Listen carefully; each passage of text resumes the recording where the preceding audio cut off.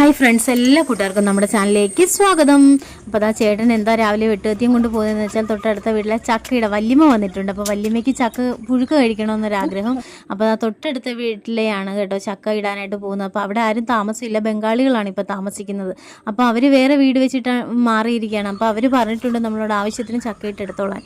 അപ്പോൾ അങ്ങനെ ചേട്ടൻ ഇന്ന് ചക്ക ഇട്ടെടുക്കാമെന്ന് കരുതിയിട്ട് പോയി. അപ്പോൾ ആദ്യം കൊണ്ടുവന്ന ചക്ക പച്ചയാണെന്ന് തോന്നിയപ്പോൾ രണ്ടാമതൊരു ചക്ക വെട്ടിയിട്ടുണ്ട് വന്നു.